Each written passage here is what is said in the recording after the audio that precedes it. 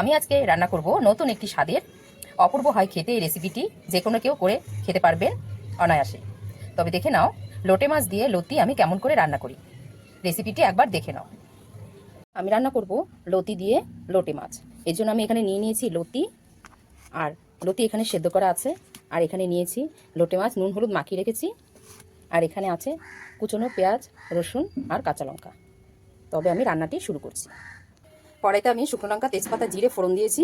এবার এখানে আমি কুচনো পেঁয়াজ, রসুন আর কাঁচা লঙ্কা আমি এর মধ্যে দিয়ে দেবো।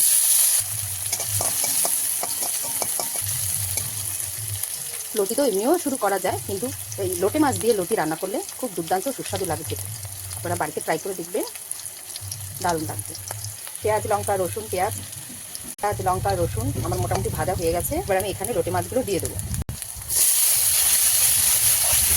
দেবো পরিমাণ মতন হলুদ গুঁড়ো, দেবো স্বাদ মতো নুন, দেবো 1 চামচ লঙ্কার গুঁড়ো।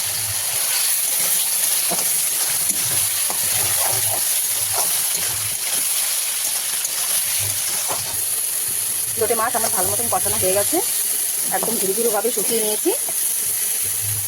এবার আমি এর মধ্যে এই আগে থেকে সেদ্ধ করে রাখা লতিগুলো এর মধ্যে দিয়ে দেবো।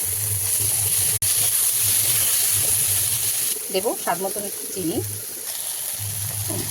লতি দিয়ে লোটে মাছ আমার একদম রেডি, নামিয়ে নেব। লতি দিয়ে লোটে মাছ আমার একদম রেডি। দেখে নেওয়ার ফাইনাল লুক কীরকম হয়েছে। ভালো লাগলে লাইক, কমেন্ট, শেয়ার আর সাবস্ক্রাইব করে আমার পাশে থাকবেন। নিত্য নতুন ভিডিও দেখতে হলে আমার চ্যানেলটি অবশ্যই সাবস্ক্রাইব করুন বন্ধুরা। দেখা হচ্ছে অন্য একটি রেসিপির সাথে। নমস্কার।